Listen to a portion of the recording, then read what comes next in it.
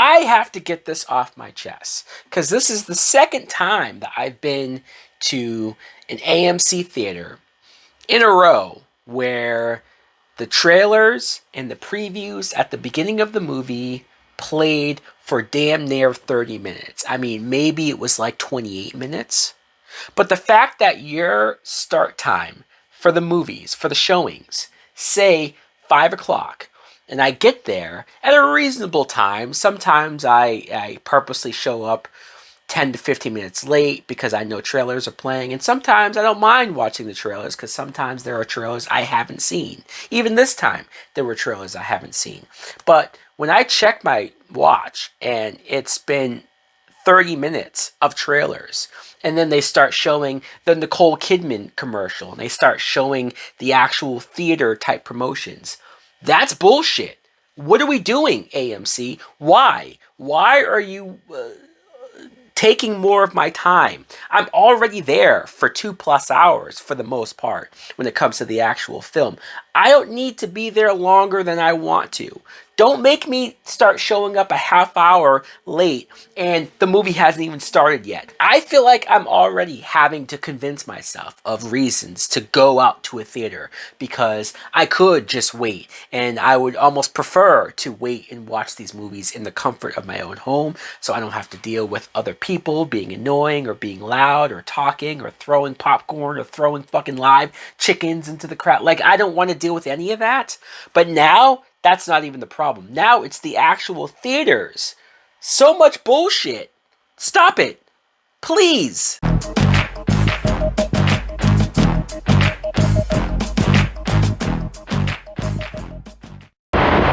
Hey now. What is up, everybody?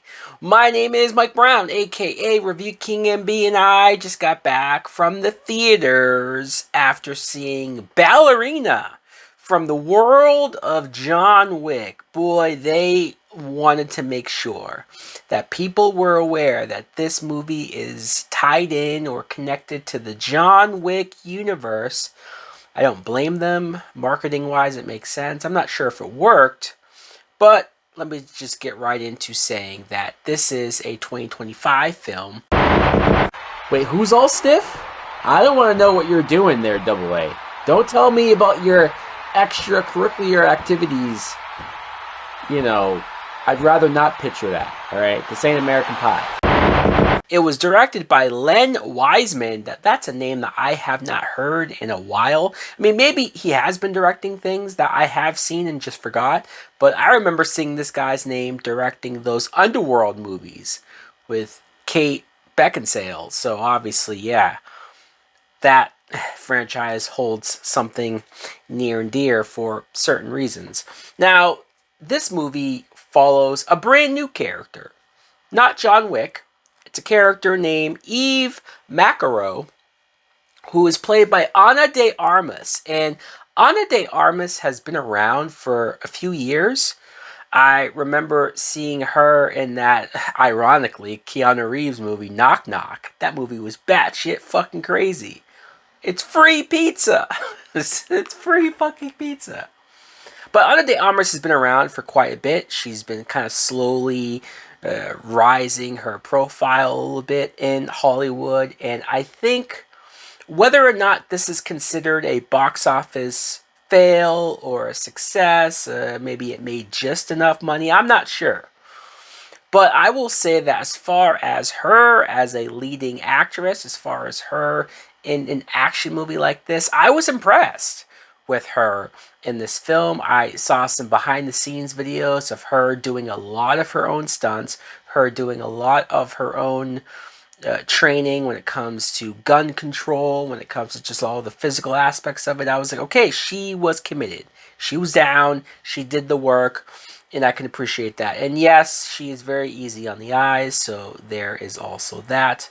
But I feel like what this role was, sure, you could argue that it's nothing special, that it's nothing you've never seen before. It's very much, I guess, similar to what Colombiana or any other movie that is about revenge, and especially a female assassin type.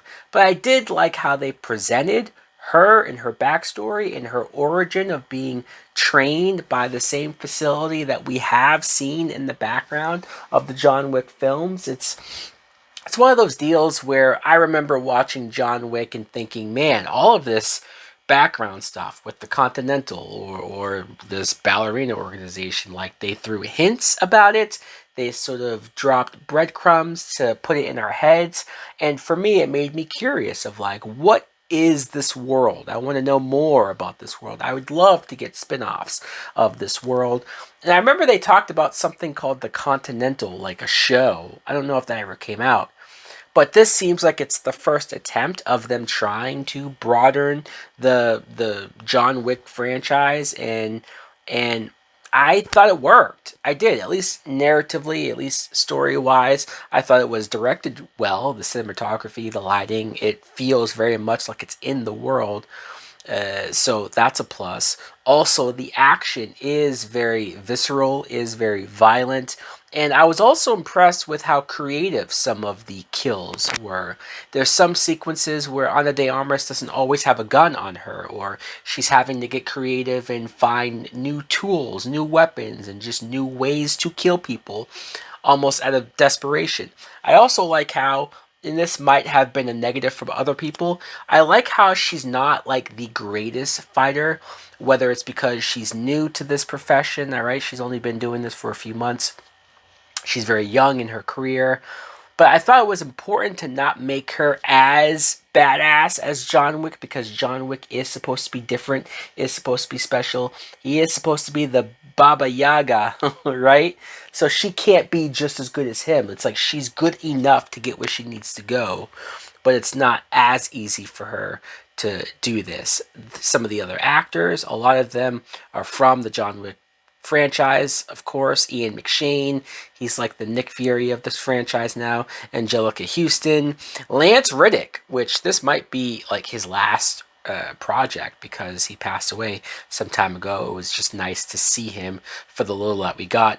Gabriel Byrne, who's one of those actors that as soon as you see him, you know that he's a piece of shit. You know that he's the worst, most evil human being. Well, the character he plays. I don't know the guy personally, but he just has that face where you're like, fuck you, dude. And he's almost always the villain. And he is here. Norman Reedus, Daryl from The Walking Dead, just randomly in this movie, looking like Daryl. Like, it's just, it's just wild. Especially because Death Stranding 2 also just came out, or is coming out. So it's like kind of wild how much I'm kind of seeing him more and more. And I saw some reviews that talked about how this movie was a bait and switch, how it was showing John Wick, Keanu Reeves in the trailers, in the promotions, on the poster to make you think, oh, he's in this movie a lot. And to be honest, I wasn't expecting that. The movie's called Ballerina for the most part. And I knew this was a vehicle for Ana de Armas and a vehicle of sort of branching out in this world. So I wasn't expecting much of John Wick. I honestly feel like we got a lot of John Wick, or at least more John Wick than I was expecting. And for me, that was a good thing. I liked what we got from his character. So overall, I really enjoyed this. I mean, I'm not saying it's perfect. I'm not saying story-wise it's the greatest thing ever, or narratively, if somebody wants to debate, I'm not going to get into a fight. I just felt like it brought what it needed to bring. It felt like another John Wick style movie.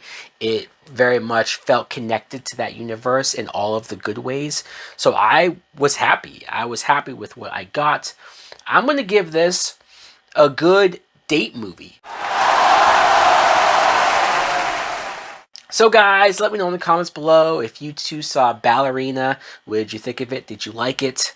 Thanks for watching. Like, comment, subscribe. Later!